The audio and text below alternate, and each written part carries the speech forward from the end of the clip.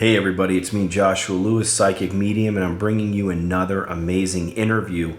This time it is with someone named John Davis. Before I get to that, I just want to remind you that last month I posted this amazing session where I reached out to a woman's mother who came through so very strong. This girl's siblings also passed on and they came through, but in a spirit photography session that we did after the regular box session, and it was just remarkable. So I urge you to check that out. This interview is with John Davis, who has a channel on YouTube, one that I've been watching for a while. It's called John of New, and I just agree with so much of what he says. I felt this connection to him. I come to find out that multiple intuitives have told him that he had a life with Christ. He was regressed through hypnotherapy, and it came out, the details of his life living with Christ as one of the apostles, which is pretty hard to understand, but it's pretty compelling when you take a listen to what he has to share. Now, I was also told this through multiple mediums and through meditation that I had a life with Christ. So it was just this really amazing connection when I talked to him. So I urge you to check out his channel. I'm going to put the links up, but this conversation we have is just remarkable, and I love the information that he gets to share. If any of you are interested in any of the things that I offer, the sessions, the readings, my book, my app, please check out hopeparanormal.com. And without waiting any further, let's get right into this amazing interview. So I have got John Davis on from John of New, and I am excited about this. John, welcome to my little humble channel here. Oh, well, thank you, Josh. It's an absolute pleasure to be here. I'm very excited to have a conversation with you. Thank you, man. I won't fawn over you for too long, but I will say that I've been watching your stuff, man, and it's been amazing. I know you mentioned recently that, a lot of people send you messages talking about that, wow, you're saying the things that I have felt, and I felt Yeah. this way, but man, you're really voicing it. So it's like we find, the message, and all of a sudden we're like, oh, wow, it's been validated. Someone is really Yeah. saying that. And I'll just kind of briefly say that I watch your channel. I don't watch every single video, but I catch you most of the time. And I was pretty shocked that one day I was watching one of your videos and you were talking about me and someone else that I was, involved with, a close kind of brother of mine in a way, and we had a falling out, and it was a very unfortunate thing, but you were sharing about that, and I was like, "Oh my God, he's talking about the situation that I was in," and I had Was to there, leave a did you comment. did you put a comment on my channel for me I to did. respond I put to? a comment and Okay. I said, "Oh, you were talking about the situation," and I think some people thought that it was about money or something, and because I created an app and my buddy created an app, and we had a falling out, unfortunately, and and you were, and everything you were saying was correct as far as when money gets involved, that's not of the right spirit and all that. And I kind of left in the comment that, hey, it really wasn't. It was about, it was a falling out, and I felt kind of betrayed. I actually gave my app away to people for free. So it really wasn't like a money Right. thing. Yeah. Yeah. But it But might have been for him, right? You're the it other was, person. unfortunately, he did charge for his app. What I think what hurt me in that situation was just losing a brother, someone that I was Yeah. very close Yeah. with. Yeah. Yeah. You And lost the representation of love in a way because a brother absolutely, is man. is love, and that's the biggest thing is when we're here in the physical world, we're processing love through all of our various fears and anxieties and stresses, and and that's why we're here is to experience that separation, so we can come back and know that love more fully. So sometimes, even though this might have been a bad falling out with a brother that you loved, in the end, it's going to be a great lesson because you're going to have that experience of not having that love and that betrayal and all that sort of thing is going to be the balance. It's going to be the baseline you measure love against when you experience that pure love again. Wow. It's been something I've had to work through. It's funny because I felt so adjusted before that happened. I kind of felt like I had a handle on things. And that Mm. was a real challenge for me in a way that, I mean, I've been challenged my whole life. I've had a crazy life. I talk about it in my book, Finding Hope in the Afterlife. And on the channel, I tell spiritual stories and stuff. But that situation really kicked my butt. And, it's been 3 years now. And, I pray for him every day. And I hope that, maybe down the road one day we'll kind of, Yeah. reconcile in some way. I still Yeah. respect his work. So, Right. but it's taken me some time to get to that point. And I kind of went, Yeah. wow, I have to really live what I preach, of course, naturally. You know Yeah. what I mean? And there's a conscious choice there. Is your love conditional or unconditional? Oh, man. And when you come to the space of I'm going to be unconditionally loving no matter what he does, says, or even act, however he acts. I'm going to love him without a condition. He comes back to me, I'm going to be there for him. You know, and you're only responsible for your love. You can't change the love of someone Yeah, else. right. That has to be their own personal choice. And So, I could just keep trying to move in that direction. Some days are better than others, and it's like, and I might get triggered for a second, but it's part of my journey, and I've been very open with the people that, that follow me, because they kind of split some of our followers, and they were like, "Oh no, and Josh is beefing with the." I'm like, "No, I'm not beefing with anyone. I missed this guy. It really sucked, and it was a tough situation." Anyway, but yeah, yeah, that's yeah, how. So I rolled up on one of your videos, and I'm like, he's talking about that, and that's when I messaged yeah. you, and I said, hey, I'd love to have you on, and you said, yeah, let's Yeah, let's talk. let's do So, it. so you're someone that I could kind of start telling people all about you, but that's why I had you on to tell people about you. I mean, you're someone who has given, you were given a powerful message at 19. Um, Share a little bit with us about that, if you could, or Yeah. and what happened after that. Oh, my story is a rather strange one. But I'll try to keep it as concise as possible so Yeah. that it's so that it's good. Um, I was raised Catholic. My mom had her master's degree in liturgy. She was head of liturgical doctrine at our Catholic church, and I was an altar boy and a reader, and I was the guy who shoveled the walks of the church on when the snow fell. We were a Catholic family in a big way. And when I turned 18, my mom said to me, John, spirituality is a personal journey. You need to find what you believe. And that's the reason why my mom's picture back there has a green light behind it, because Oh, she yeah. gave me the green light to go be me. That's so Um, cool, man. and so when when the incident at 19 was very interesting because I had just spent a year where I had deconstructed my religion. The second mom says you don't have to go to church on Sunday. You become an atheist, so you don't have to go to church on Sunday, Sure, right? So sure. that's exactly what I did. Um, but I started having these very big epiphanies that was very strange.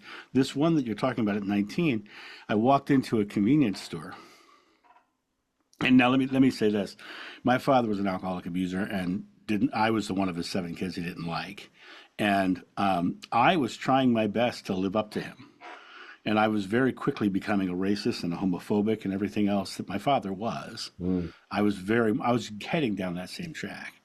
19 years old, I walked into a convenience store and I bought something. I don't even remember what it was, but the guy gave me $5 too much change. And I walk out of the store and I'm walking to my car and I realized he gave me $5 too much change. And I turn around and go back inside and said, "Hey, I'm sorry, you gave me $5 too much change." Next person in line says, "Well, there's something you don't see every day, an honest person." And I felt this swell of love overcome my body. Mm. And I was like, I kind of laughed. And I walked outside. I'm walking, and I'm getting goosebumps right now. I don't know if you can see that or not, but um, I'm walking to my car, and I, it was the strangest thing. I felt like I recognized the feeling, and I out loud said, "Jesus, is that you?" Wow. And it happened again. It swelled again. The next day was eye opening because the next day I no longer had any feelings of racism, homophobia, all of those things that were not loving and that were fear based were Hmm. suddenly gone from my life. And I was walking around. I literally had a terrible bumper sticker. I'm not even going to tell you what it said on the back of my truck. I live I lived in Rehoboth Beach, Delaware, which is the nation's gay summer capital. And so it was Where is it? Rehoboth Beach, Delaware. Okay. right now, it's all over CNN because that's where Joe Biden's summer home is. But Right. I grew up in that town, and it's Gotcha. known as the nation's gay summer capital because it's 3 hours east of Washington D.C. and the gay community. Excuse me. Sorry. Go ahead. Cut that out too. I will. It's 3 hours east of D.C. and the gay community has made it kind of their beach resort. So here I was now having this big epiphany, and then I was really struggling with what all that meant, and so I started studying spirituality even deeper. I started looking at Buddhism and Hinduism, Baha'i and Wicca, and Deepak Chopra and Wayne Dyer, and all the stuff. I went through all the things, and during this journey, I ended up at a party in Canada. And I was sitting here in this room with all these Renaissance Festival performers because I was a Renaissance Festival entertainer. I used to do a comedy sword fighting show. And I'm sitting there in this room, and this woman starts staring at me from across the room. And it got kind of uncomfortable because I knew that was her husband sitting right next to her. Right? She's sitting there staring at me, staring at me. She suddenly gets up, does a beeline straight across the room, and she says, "They're telling me you walked with Jesus." Mm-hmm. And in my mind, I'm going, "You're crazy, lady. What are you talking about?" But what dropped out of my mouth was, "Yes, I did." Wow. And I was like, "Oh, cool." So I was like, I'm out of here. I left. Being my background is Catholicism. That's against the rules. Absolutely. That whole thing, right? Right. So I leave, and I go to the Maryland Renaissance Festival. We were in Canada at the time. We're now in Maryland Renaissance Festival, talking to a woman I've known for 20 years. Just sitting there on a bench talking. In the middle of our conversation, she stops the conversation. She says, "They're telling me that you were John the Beloved." Mm-hmm. Now, I didn't know she had a gift. I had no idea. This is just a person I knew as an entertainer. So I'm like, oh, man. I visited a friend of mine at a holistic festival in Fort Lauderdale. I'm walking down along the area where the readers are. A lady stops her reading, jumps up, runs out of her booth, grabs me with the arm. She says, "They're telling me you're John the Beloved." To make a long story really short, 19 different psychics did this spontaneously. Right. Finally, my stubborn self said, no more psychics. I don't want to hear anything else from another psychic. You give me a direct sign to me that this is true. And God, of course, having a sense of humor, drops a book in my lap. From a buddy of mine walks in, hands me a book, Edgar Cayce on the Millennium, by Jess Stern. Page 32, John the Beloved will again be named John. And I'm like, oh, crap. Right? Yeah, so right. I was like, so I decided this was it. The sense of humor was that this is a psychic who was long since gone now telling me, as well as these other 19 that are still here. So I said, okay, I'm going to go get a past life regression. I go online, I search for a doctor of hypnotherapy, and I'm very specific about saying it that way. I want a real doctor with letters behind their name of hypnotherapy, because there's a difference between hypnosis and hypnotherapy, and the key really is to come to the space of realizing that a hypnotherapist is about uncovering memory, and hypnosis is about suggestibility. So there's a difference in the two. Okay. So I went to this lady's office. She guided me through a meditation, recorded that meditation, and sent me home to train with her voice for a week. So I went home and I literally trained with her voice for a week. Wow. I came back to her office and instantly was regressed, because I had spent a week training with her voice. Right. I get regressed. I'm down. I open my eyes and I'm standing on a rocky shore, rock, and I looked down and my legs were bare. And I was like, oh, cool. I'm not an apostle, because apostles always wear robes. This can't be an apostle, right? Then I realized, I discovered later what I was actually wearing is called a fisher's coat. Basically, it's a Galilean one-piece bathing suit that fishermen would wear so they wouldn't get sucked under by the robes if they fell off their boat. Wow. Right? So I was literally wearing something very historic. My father was right next to me. I knew who he was. I knew it was Zebedee. I knew exactly who this guy was. And we're having a talk about moving fish from the shore up to where we're going to sell them. Very mundane conversation. Regressionist says, let's go to the next most important moment.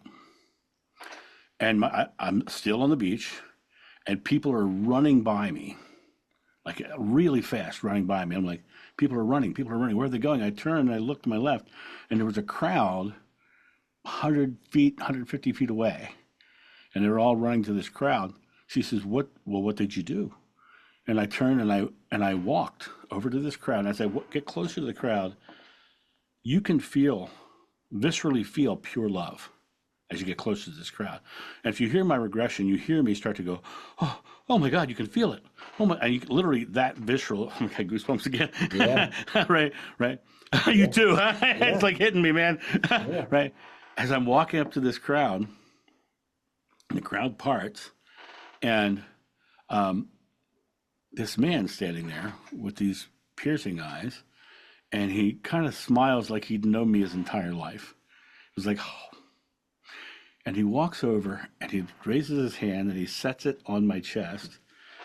And this is going to sound so bizarre, in my regression, I had what most people would consider a near-death experience. I literally, in the regression, I crossed over to the other side and experienced pure love. Wow. And I'm sitting there and I'm feeling this pure love.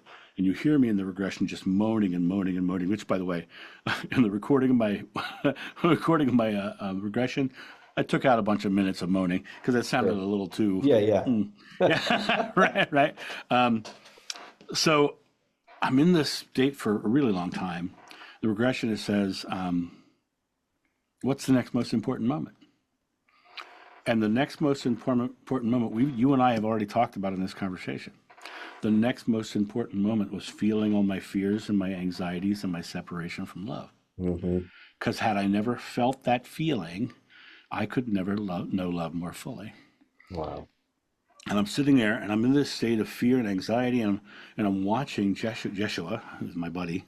I'm pointing back there. That painting right there, I painted 6 months after the regression. That's what he looked like.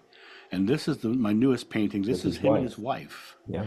And if you want to see a closer on that, that was the two of them together. And the bulk of my regression memories are laughter. So I wanted to do a painting of laughter. And so I'm watching them walk away. And one of the things they do in regressions is they take the person to the end of the life that they're reviewing. And the regressionist says to me, she said, before she says this, I say, he gave me a glimpse of everything and now I have to be with him. And it was like, you always wonder why the apostles would just walk away from their life, right? And this was why. He literally showed them the truth, the oneness of God and all of it. And you walked away. And then she says, what's the next most important moment? She did that. And then she says, how would you feel about seeing his death? Now, she didn't realize in the regression, I was watching Yeshua walk away. And he was the most important thing in my life at that point. And so I didn't go to the death of John. The next thing you know, I'm standing at the foot of the cross, staring up at him. And I'm screaming. And if you go on my YouTube channel, there's a video on my channel. If you just use the search function, it's called 2 Moments from My Regression. And you hear the moment of me meeting him, and you hear the actual me at the foot of the cross. And people who hear that response, they say, I'm not that good of an actor because I'm screaming. I can't listen to it now because it makes me cry. Sure.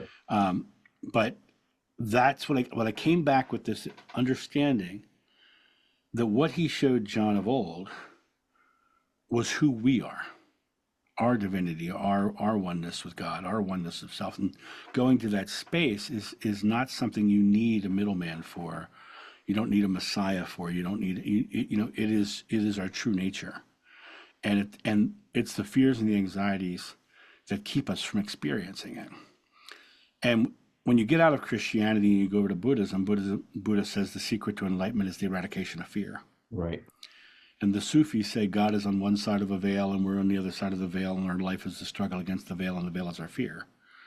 So it always comes back to this releasing fears and anxieties. But what it doesn't specifically say is releasing fear and anxiety in the present moment, in this moment. Amen means so be it. It means right here, right now, it's done. Right. And, when you look at Moses, they say, whatever you ask in God's name is granted. And Moses said, God's name is I am, not I will be. I am Right. So it's right now is where he right lives here, right right now. now, right here. So right now, right here. So here's where most people struggle is they get into the doctrines and the dogmas and the rituals, and all of them are a journey to get to something that's not in the I am moment. And so they follow this I am moment like a carrot on a stick, right? What Yeshua taught was drop the stick and eat the carrot. Grab the stick, eat the carrot. Yeah. I gotta jump in here because I'm just so I love this. So I've heard you tell this already, the story, and I wanted my people that are following this to to hear it from you directly. So I'm so grateful that you were able to share that. And it was always for me, it felt like just around the corner is where life is going to get better. Like if I can just get Right. to this point, if I can just get to this point. And one day I was staring out my back patio door and I was looking at the pool and it hit me like an epiphany and it said, it's right now. Your life is right now. It's as good as it's going to get. Not that it's going to get bad later, but this is where life is. You're going to keep waiting for this moment around the corner to come. It's never going to come. And you're going to look back and go, I missed all the moments. Yeah. So it's right here, right now. This is where it is. The past is the past. The future is but a promise, but the present is a gift. Yeah. It's like, it's the present. So I love that. I don't think I have heard anything you share on your channel that I disagree with. I don't think there is yet. I'll let you know if there is something. Well, But I please. don't, you know, Let me tell you about my channel. This is my take on my channel. I am only speaking my truth. right. And my mom, with the green light behind her back there, she said spirituality is a personal journey. Each one of us has to find our own way. My hope is someone will find something in there that they can take as their truth. I love when somebody says they don't agree with everything I say Right. because I don't think anyone should. I think they should find their own way. And that's the And I most love that. important thing. And I tell people, I say sometimes in my videos, never stop seeking. Keep seeking, your path, your truth, Right. your understanding of it, because you're on that path. And Yeah. so, I have something very important that I want to share with you, but I'm going to wait a little bit here in this, and I want to get some more information out of you before I know we're moving along very quickly. But let's see. So tell me a little bit more about how you're using your knowledge today to help people. Well, that's the greatest thing is first of all, there's over 1,500 videos on my channel, Mhm. which is 2 years old, 2.5 years old. Right. So I've been cranking out videos like crazy because all I'm really doing is I'm showing people that they can be loving now, and I'm showing them how they can create in the now and how they have all the power in their hands in the now. I want to give you an analogy. This is what I teach. This is the bulk of what I teach. And it's just an analogy. So imagine if you took a boat and you anchored a boat in the middle of a river. Now that boat is stationary because it's anchored, but the water is flowing by it, right? Behind the boat, there's going to be a wake and a swirl and motion in the water because of the boat. 100 feet in front of the boat, there's going to be no shape in that water at all. It's just going to be water. But that water is going to come to that boat and it's going to hit the bow of that boat and it's going to part. And it's going to reveal the shape of the boat in the river. Now, each one of us is standing in our own personal boat. The water is just the substance of the universe that all of our experiences are made out of. The motion of the water coming towards our boat is time. The wake and the swirl behind the boat is the results of all our present moment thoughts, words, and actions. Right. But the shape of our boat is what we believe about this precise moment. And the water only shows you the shape you put into the water. and I, and well, a lot of people I know think they're in a sinking dinghy bucketing out the water, trying not to go under, or they're trying to look for something directly ahead of them. Right. Yeah. Right. I'm on the deck of a three-masted schooner sipping a margarita. That's the way to be. That's the way to be. Live your life joyfully. I said to somebody just yesterday, I said, if you want a joy-filled life, just start enjoying life. Right now. Just start enjoying Right life. now. Yeah. No, that's it. So yeah, all the things that you're sharing your truths on your channel, and you also do, you do like sessions for people, right? Like you do Yeah. your private sessions, and what do those kind of consist of? I love this question because I am not like any reader or any gifted psychic. There's a lot of them out there. I am very present moment.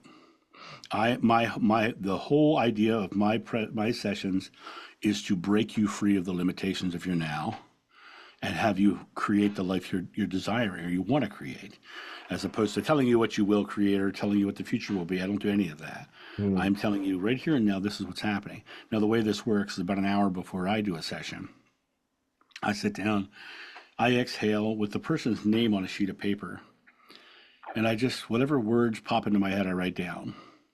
Now, understand, last year I did over 700 of these, so I did a Wow. lot of them, right? And what happens is I just get this flow of information, and they've all been very good. There's only been a couple that I was like, but then I got on with the person, and I realized that that's what they needed to hear, exactly what I thought. So then what happens is they come on, I read that to them, and then we have about an hour conversation of us just figuring out what it is they're creating in their life. And sometimes we've had full blown, everything from healings to, this is the new business that they're starting, and here's the method of how to do it. It's been really interesting watching how it flows The out. different directions that it goes in. I completely keep it open. I don't, whatever the person needs or wants is really that way. And what's been really interesting is those writings. We've had clairvoyance, clairaudience, clairsentient. We've had mediumship, because I just opened myself up to the oneness of God and bring it through however it needs to come to that Right. person. And I had one that started very funny. Started off with, "You are truly scrumptious," right? And then I read down further and it says, "Why do you doubt yourself, my little choochie face?" And then down further it has this really bizarre line that says, "All empirical evidence is found in the illusion of belief, therefore science itself is a dogma." Right. Wow. This That's is awesome, right? holy So the cow. lady comes on for her session. I start reading this thing. "You are truly scrumptious." She starts bawling. I lead down further. "Why do you doubt yourself, my little choochie face?" She starts crying louder. I get to that line, um, "All empirical evidence is found in the illusion of belief, therefore science itself is a dogma." She's inconsolable. So I start talking to her. Her dead husband and her favorite movie was Chitty Chitty Bang Bang. He used to sing "You're truly scrumptious" and "You're my little choochie face" to her. That's Two fantastic. songs from the movie. And then the line, the empirical evidence line, was from his book. Wow. Okay, I so mean, that talk was, about evidential mediumship. I mean, yeah, that's yeah, exactly what that is. I mean, and I'm a medium. I've done over 3,000 readings for awesome, people. So it's, awesome, and I great, do these, so I do those without equipment, but I also use equipment yeah, in different sessions. I'm a big instrumental transcommunication guy, yeah, and yeah, which is an amazing field, but it all really started because of my love for Christ and yeah. for Jeshua. So I mean that's really what it is. But anyway, not to get off on that, but so that is fantastic. So those are what your sessions. They could go any different It could, direction. anywhere. I had Really one don't that block was on it. I saw a video of a lady riding bareback on a horse, and the first word that came out was galloping, and she was a Swedish woman. When the camera turned on, it was the woman on the horse, and which was interesting. And she was Swedish, and she had just written a book called Galoppia, which means galloping. Right. And she used to ride bareback in the circus, and that's what I saw in the video. I had one woman who came on, and I kept hearing the song, "Hello, mother, hello, father, here I am at Yeah. Camp Granada," right? Yeah. I was like, "What the hell is this?" Come to find out, her whole session was about how she had just recently found out that her father wasn't her father, and she was like 50, and it was like this big family secret that was coming out about between mothers and fathers. And so to me, that's clairaudience, clairvoyance was seeing lady on the horse. Mediumship was the coming from the guy's book. Yep. And to me, I think it's just, if I go into that state completely neutral and Right. into just opening up to the oneness of God, how it's supposed to come through for the person, then what I can do is take that information that's coming through, break them free of the limitations that's holding them in place, and get them to step into their divinity and create. Amen to that. That is fantastic. Yeah, that and and I mean when I do any kind of psychic or mediumship reading, I always say, Father, allow for the most important message to come through for Yeah, this person. And that's all I yeah, care about. And then I have to just trust, have faith yeah, that it will come through. yeah. And And that is faith, the belief that it's going to come through. right. And that's what I have to live. Now, I wish I could say my faith in everything that, is always perfect. It's not, but my faith with him continues to always strengthen. And I continue to, I mean, that's one thing that, I'm still a difficult person at times. I still have my things, but I trust, and I turn over my will and life to him. I ask him to guide me. That's just, how it is for me. Yeah, Um, yeah, you yeah. know, That's beautiful. And yeah, let me also for anybody who's listening to this interview, understand trust is developed by results over time. you're right. So you just start trusting as you start to see things. So a lot of times people are looking for the giant, light show experience. Start manifesting or creating something small first, so Amen. that you Right. can develop the trust, and then what happens is you can grow it to something bigger.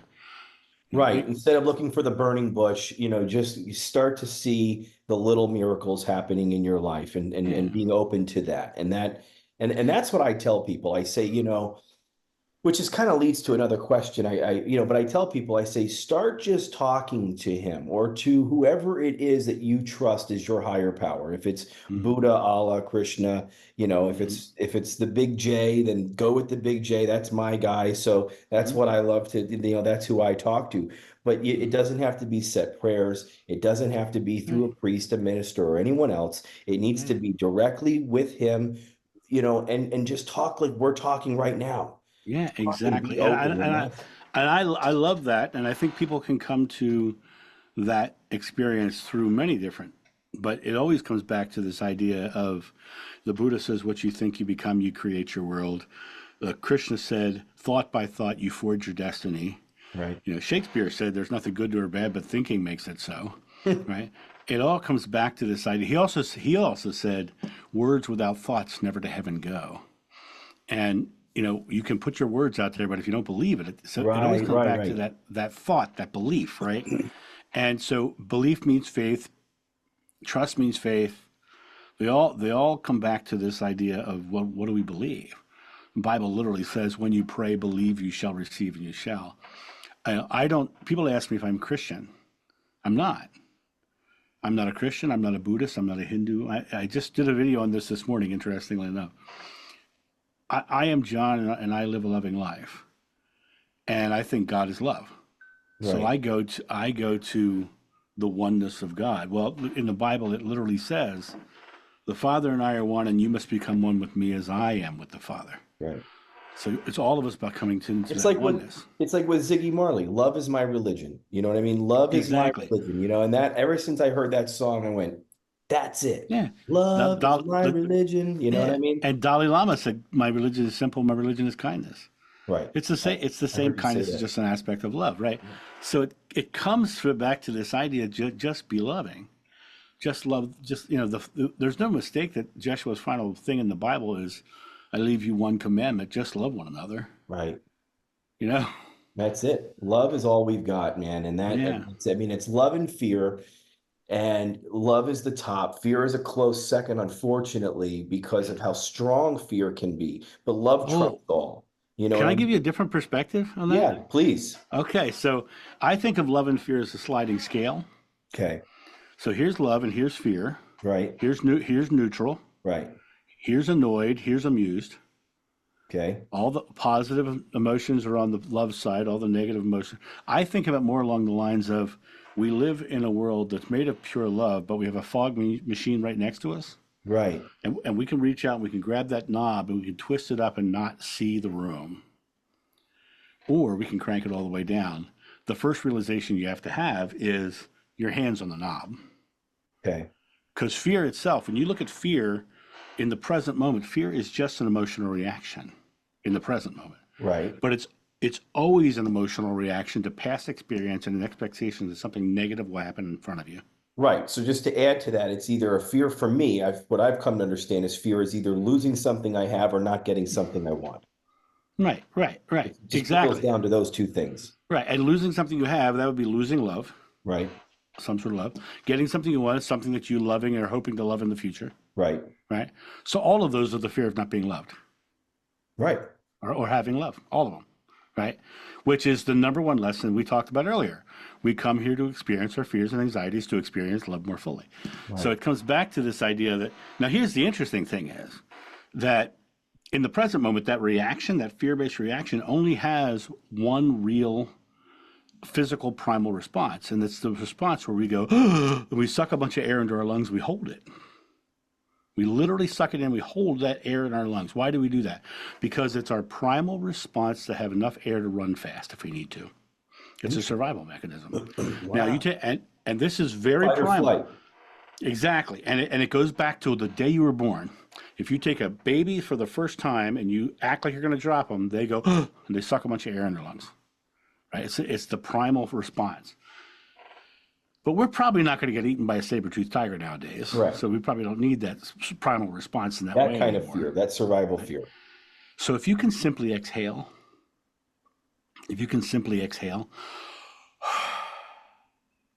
and come back to the feeling of that complete relaxation, you have just shut off the fear response. You've just shut it off. And I have helped people stop having severe anxiety attacks by simply exhaling. My That's best friend cured Breathe, himself just of it. breathe. Yeah. Yeah, slowly. yeah. And breath well, work. here's the thing with anxiety. You know, it's all based in fear, of course. But here's what happens with anxiety, because that's amplified fear. Because you're sucking a bunch of air in your lungs. Now you're in this fear response. Now your muscles try to hold that air in. Mhm. And your muscles start to tense and things get stressed and your mind doesn't think and you can't think and you're anxiety, right? Blows up. Actors on Broadway, if they forget their lines in front of 1,000 people, they're trained to exhale, relax all their muscles, and all their lines come right back in their head. They literally shut off the fear response. So a lot of people in the world succumb to fear thinking it's something that's insurmountable, when in reality, love is at the bottom of every breath, and God is at the bottom of every breath. So we can literally go and come back in our present I am moment, my amen moment, and just be the love that's at the bottom of every breath, because that is our very nature. That is fantastic, and that's so true. And as I share this work on with the sessions that I do, and I ask for people's loved ones, and I ask for sometimes well-known people, and I get these amazing things. I share that this is not our ultimate reality, and it's okay. We are going to make it through whatever this is. It's this too shall pass applies to the good and the bad, or the seemingly bad, even though it's really all things work for the good of him. And the fact is that we're going to get through this. And any messages that I hear on the other side are always, even if someone's still kind of dealing with something emotional on the other side, because some people do, leave here in a traumatic way, and they don't just instantly, feel great right on the other side. That's my experience from what I do. Yeah. These sessions. That's why when you see a lot of Christian near-death experiences, many of them see hell. Some do, right? Right. And here's my take on this. In the physical world, we're in an illusion of belief. A negative person sees a negative world because they believe the world is negative. Right. Right. So a Christian person who believes in hell and thinks they've done something bad, if they cross over, they have to pass through that belief. They got to work through that. They got to go through that belief to get to the purity. And a lot of them go over and have a short near-death experience and come back and become more Christian. And a lot of them go over and come back and they're no longer Christian. Right. But what we were talking about earlier about the simplicity of spirituality, it's really interesting when you look at the Christian churches have lost 54% of their congregations. That was my next question to you. So I'm glad that you covered it before I said, you talk about the simplicity of spirituality, that the church has lost 54% of their following. Share with us why you think that. And so I'm glad you're. Well, I'm so glad you asked, because I'm going to give you the answer from the Baptist church and the Catholic church, because they did studies on why people were leaving the church. Mm-hmm. The number one answer in the Baptist church why people were leaving the church was, and you're not going to believe this, I found this hard to believe when I read it. Their number one answer the Baptist church found was people were upset with the Baptist church stance on the LGBTQ community. Sure. That's the number one answer, right? Unbelievable. Now, if you think about that, they're upset with the church not accepting how people love. Exactly. How ridiculous. Right? Now jump over to the Catholic Church. Their number one answer, because they deny gay people exist, right? Right. The Catholic Church, right? So their number one answer why they left the church was the church's stance on marriage and divorce. That was the number one reason they left the Catholic Church. So the way people love and the way people choose to love, Right. Still according to love. it's all come How love. they love. Now I have traveled to over 30 countries in the world. I've been to Egypt and all of them, India, all of them. I asked in every country, what's the most important thing to you? Family. The number one answer in every country I've been to is my family, which is the direct relationship to love that you have in the physical world. Right. So it is the most loving thing. So what happens is, I think the religions are falling away, all of them. They're getting smaller and smaller, and the people who are holding onto the fear-based doctrines are the ones that are left, right? And Socrates says, when the debate is lost, slander becomes the tool of the loser. Now, when I used to speak at a metaphysical center just south of my house here, and it was in a Catholic church. The church had literally rented out the choir loft to the metaphysical center because they couldn't keep their doors open if they didn't. Sure. So now upstairs is growing, getting bigger and bigger, and downstairs is getting smaller and smaller and smaller. And when it got down to that core last hold on, suddenly upstairs started having graffiti painted on their walls. Satan worshipers and the last of the Catholics downstairs started vandalizing upstairs. It kind of reminds me of the Gnostic Gospel of Thomas, and verse 77, when he says, "I am the light that is over all things. I am all. From me came forth, and to me all attained. Split a piece of wood, I am there. Lift up a stone, and there you will find me." And I always tell people that you don't have to find Jesus, Yeshua, Christ in the church. You don't have to. It's in nature. It's everywhere. It's within us, right? And that's finding that. Everyone's always looking for the external answer, but it's really within, and that's the journey within. You know what I mean? And that's what I think about.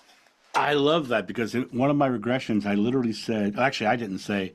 The guy back there said, he said, when you seek a path is laid before you, but until you turn the path back to yourself, you never find the doorway. Right? Now, here's to come to what you just said, and to give your audience an interesting perspective. Whoever's listening to this, I want you to look at the wall right beside you. I want you to look at that wall, and I want you to realize that Einstein told us that wall is made of nothing but atoms. Right. And those atoms are nothing but an energy event that has no substance. It's just an energy event in motion. Not a solid. Now, as you're looking at that wall, realize that the air between you and that wall is also atoms, and the eyes that you're looking at it with are also atoms. You are literally created in God's image, and so this outer expression is God. We are literally seeing God in a rock. Turn over the rock. There I am. Turn over this Everywhere. is it. Everywhere, and everything. Right. And it comes down to coming back to the book of John, the very first lines. In the beginning is the Word, and the Word was with God, and the Word was God. Our words, our thoughts, our beliefs go out to God, and God reflects those words, thoughts, and beliefs in the image around us, in the image. And so that's why negative people say a negative world, and because it doesn't say, whatever you ask in God's name is granted if it's good. It's whatever you ask. We just don't realize that we're asking with just our simple belief. Right. That is the method of our asking. And it could be a negative or it could be a positive. And so we have to be careful to put out. So I want to get to this. This is really interesting. So the reason I think I resonate with what you share. I love what you're doing. My main channel has 155,000 subscribers. The videos have 30,000 views normally, but my smaller channel has about 5,000 people, and my videos get about the same amount of views that yours do, in the sense that we're sharing what we love, and it's finding the right people. It's not as mainstream as maybe we would like to see it, I guess. I don't know, but it doesn't matter, because we're sharing the truths, and we know that it will find the people that it's meant to be found. And I think we're at the cusp of something much greater right now. I believe that. Because if you look at right now, go on YouTube, search spiritual topics, you're going to find almost every spiritual channel out there has had a video called "They Lied to Us About Jesus." The Vatican lied to us about Right. Jesus. They have all of these fear-based negative stuff. And what's really, I think right now what's happening is people are shifting back to loving and caring and the simplicity of being loving. And I get messages daily that say, my God, it's like a breath of fresh air to come Right. here because everywhere else is so negative, right? And I made a vow a while ago to say, I'm not going to go negative. That's I even right. have videos that people think are negative. Like I talked about Doreen Virtue and talked about Dolores Cannon. And I saw that one, and I thought that was I thought what Yeah. you said was great because it was so depressing to hear her be turned into this like nationalist Christian crazy kind of thing. And I'm like, dude, you didn't have to go that route. You know what I mean? But Right. that's her truth, whatever. I mean, but And that's what I said. It's exactly what I said. and you put it so eloquently in your video, right? And I get eviscerated for that video. I get eviscerated for that, but I get eviscerated for my video on Dolores Cannon. Oh yeah, and that's right. I spoke to Dolores Cannon. She was a very nice, lovely I lady. remember that. Yeah. I one of the reasons I said earlier about getting a certified doctor of hypnotherapy is because Dolores Cannon was not. Mm-hmm. And when you hear the regressions done by a lot of her people who she trained, they're using hypnosis technique instead of hypnotherapy technique. Right. Which and yeah, and you can hear them. And it's not that I don't think she did it in a negative. I didn't think she was malicious or. No. I think she was. Right. I think she was being truly loving and caring and putting stuff out in the world. But I just think her methodology has a flaw. Right. And I say that. I say, she's, I love her. She's great. Wonderful. Right. But I do too. I think she's fantastic. Right. Yeah. But, but people will get on their view. I know. And they'll decide it's negative before they watch it, which a lot of times when somebody prior to investigation, Right. And usually when somebody says something negative, they'll say something like, watch the video, because they obviously didn't.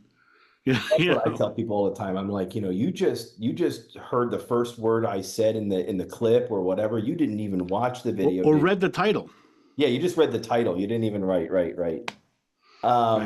So, I and you talk about how the new age stuff is kind of, the 5D, it's not necessary. We all have maybe some guides, some divine help, but we don't need anyone to be going to be able to go to God. We can go directly. Right. And if you have spirit guides and all that, that's great. Exactly. If that's your pathway, I totally respect it. For me, I had to strip everything away to get my connection in the way it was. Mm-hmm. I had to get rid of all. Like it's the video I said this morning. I don't have a religion. It's I am John, and I just simply love. And to me, I had to strip away Christianity. I had to strip away Buddhism and even the New Age stuff. And as I listened to the New Age stuff, and this is a lesson that anybody can learn, when you're listening to anything, ask yourself, are they talking about the now? Are they talking about this moment? Or are they talking about the 5D ascension that's coming ahead of us? Or are they talking about this? That right. It's all that stuff. Well, the future is not set. The future is, going back to my analogy, it's just water in front of that boat. Right. But each one of us is going to see what we believe the shape of our boat is. And going back to the carrot on the stick, which is a lovely Winnie the Pooh reference, by the way. Yeah, no, right. Yeah. And it's just like, drop the stick, eat the carrot, be in the I am moment. Eat the carrot.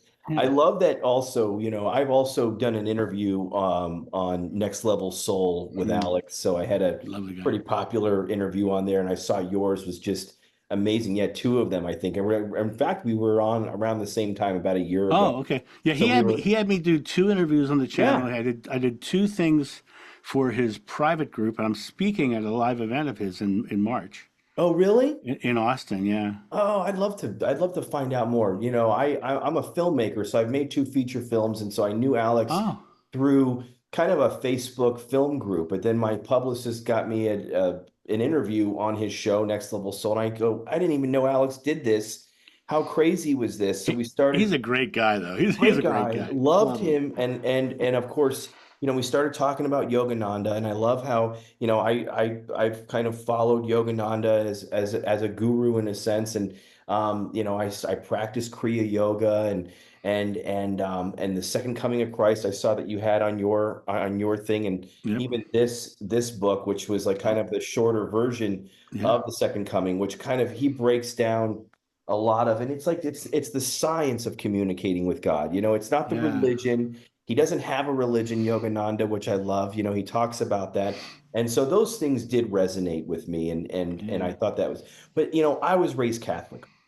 I was an Yeah. altar. Me too. I was an altar boy. So, but I always felt this connection with Christ in a way, Yeah. with Yeshua, in a way Yeah. that I didn't understand even as a young boy. And Yeah. of course, I had this crazy troubled past. I got way off my base, and I mean, I had to go away. I had addiction. I had a lot of things. It's been 20 years that I've been, clean and sober. So it's been great. And I help a lot of guys with 12-step stuff, recovery. Yeah. I think Oh, the I 12 would steps love to are. talk about that. I would love to talk about Yeah, that. I think the 12 steps are the secret in a sense, because the 12 steps have nothing to do with religion. It's about finding your own higher power, a Yeah. power greater than yourself. And that, excuse me, and it helps you kind of clean out your crap. And then Right. the 10, 11, and 12 is, continue to take personal inventory. So keep checking yourself on a daily Yeah. basis. If you're Yeah. wrong, admit it, man. You know what I mean? Right. And just clean that out. 11 is sought through prayer and meditation to keep improving your conscious contact with your higher power, praying for Right. the power to carry out his will. And then 12 Right. is, I got to keep giving this away in order to keep it. I got Right. to keep Right. helping people in order. Yeah. You can't hoard this. You got to Right. give it Let, away. let me also talk about just the origins of addiction, because I think that's a fascinating topic to me.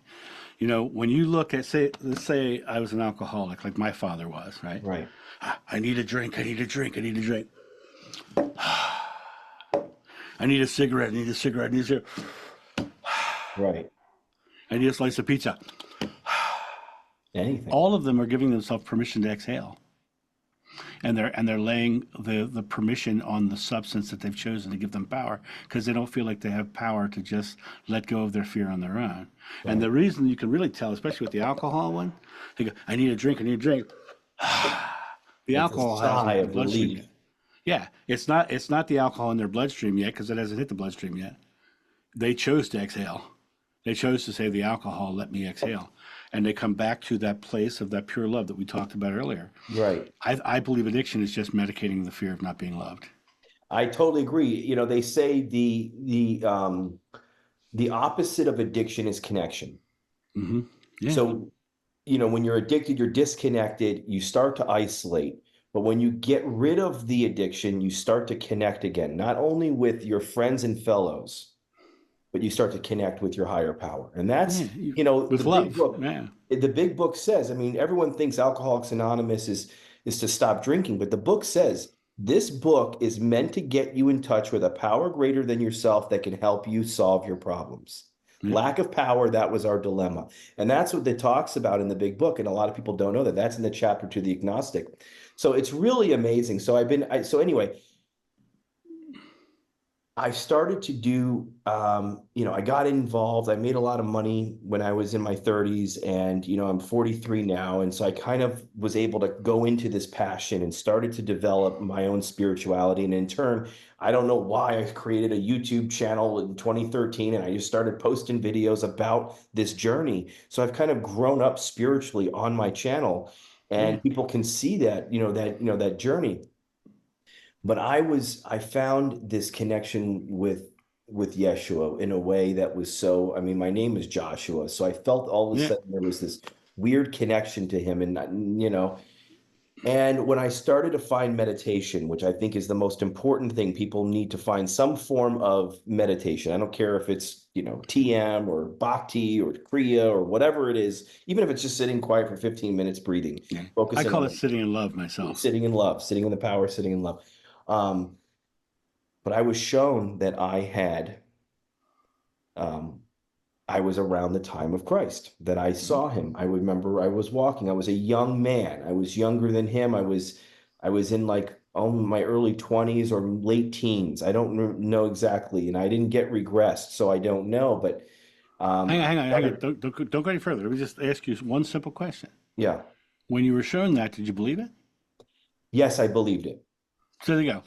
That's enough. I believed it, but I heard you kind of saying that you kind of were a little apprehensive about that information when it was being given to you. I was a And lot so, apprehensive about it. right, that's what I'm saying. So I was like, kind of like, whoa, I was a little apprehensive about it. I remember seeing the Sea of Galilee and walking up on an elevated point and walking with him, walking into this little home, and I was not an apostle, so I didn't think that I was one of those, but I remember, you know, talking to him in like this amazing sense of love. When you shared your experience, I went, oh my God, that's what I felt. Since that point, without telling anyone about it, I've had intuitives tell me you walked with Christ. That's what they told me.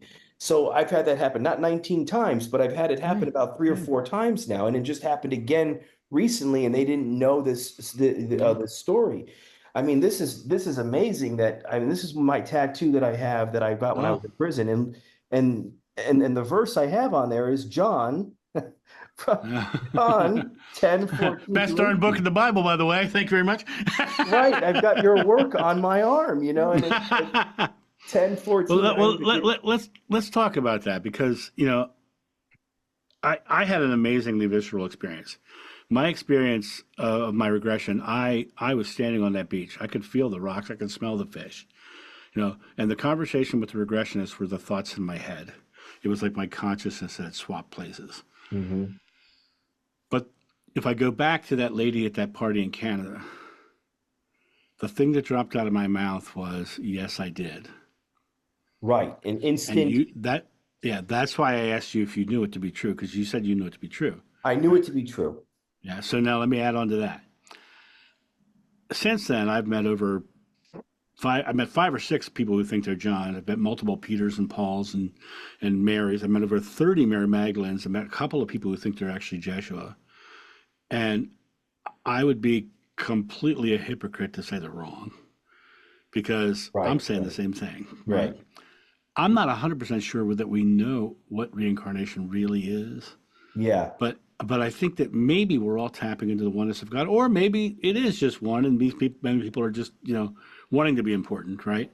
I fought it like crazy, but if you felt it to be true when you first heard it, and then you were like, wait a minute, no, that lends credibility to me.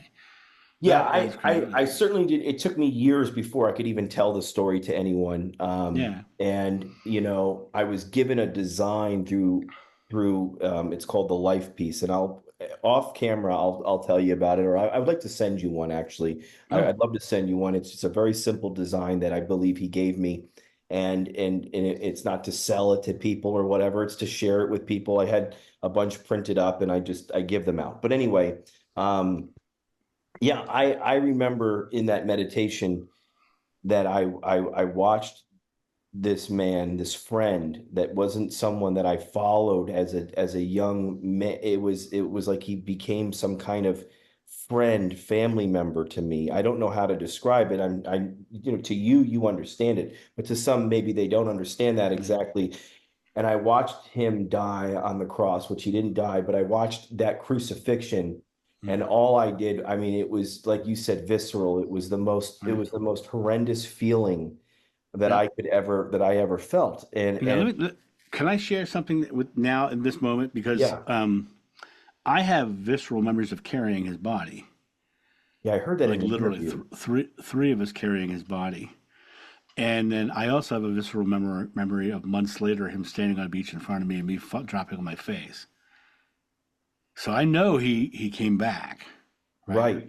And if you dive into the Indian yogis and everything, years in India, you'll hear stories of yogis nowadays going up to rivers that are raging and sitting down and projecting their consciousness to the other side, manifesting their body and walking away, right? Mm-hmm. I had a friend who was an amazing. I have a lot of cool friends because I did Renaissance festivals. I had a friend who was a professional sword swallower. And he studied in India. He had his guru on a shrine backstage, and I had wonderful, beautiful conversations with that guy. He's now passed away because of cancer. But he told me a story about he was going back over to India, and he wanted to take a friend of his, hoping that his friend would have some sort of spiritual experience, and because he really needed something in his life.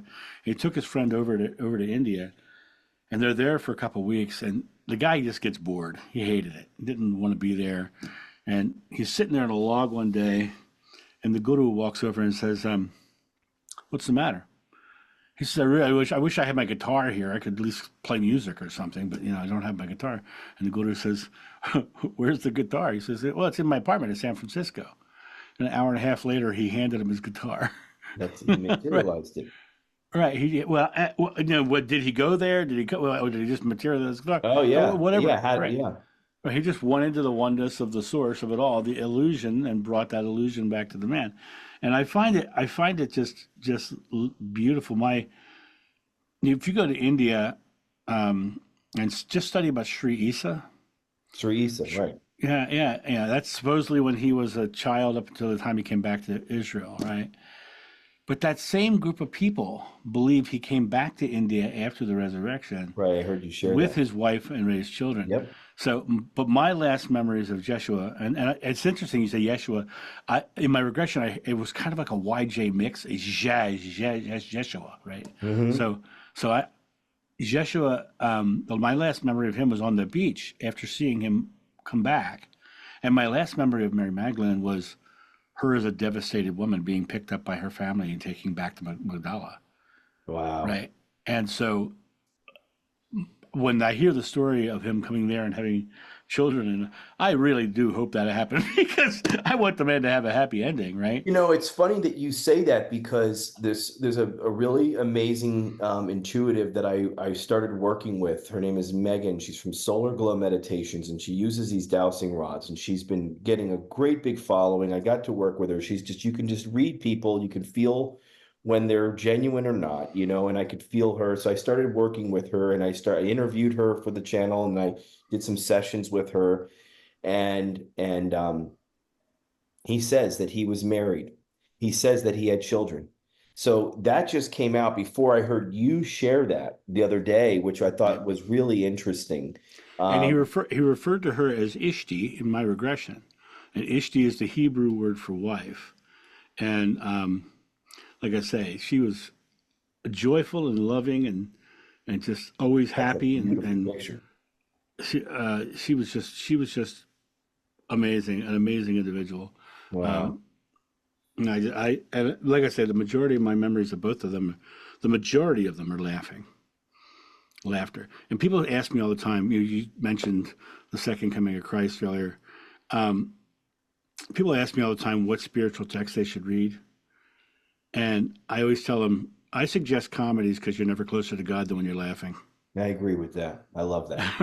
Well, if you think about what a laugh is, it's a completely present and fearless moment. You're touching God. It's like pure joy. Yeah. And it's childlike. And anytime I'm childlike, that's when I feel I'm in the right space, the right energy. And you must become as a child to enter the kingdom of heaven. Correct.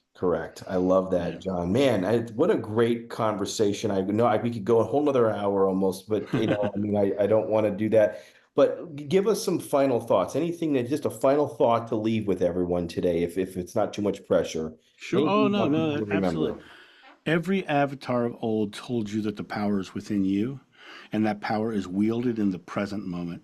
So if you want to create or experience a greater connection to God, a greater connection to the source, whatever you want to call it, some people even can call it yada yada for all I care. It's just a matter of, if you want to experience that greater connection to source, get very present and simply exhale and acknowledge the feeling of that complete relaxation. And the more you acknowledge that feeling of that complete relaxation in the present moment, you are literally telling yourself that is the connection, and that connection will grow and your experiences will grow from that space rather than pathways away from yourself, which is doctrines, religions. Right. Come back to yourself and be in the I am moment. That's perfect. Oh, that's perfect, man. Thank you, John. This is, again, John Davis. For everyone that's watching this, please check out his channel, John of New. You can also go to his website, johnofnew.com. I urge you, I'm going to put it up underneath here so you can see the link. And I just want to thank all of you for checking out these sessions I'm doing, these spiritual stories, and these amazing interviews with amazing people such as John. I love you all. Until next time, thank you.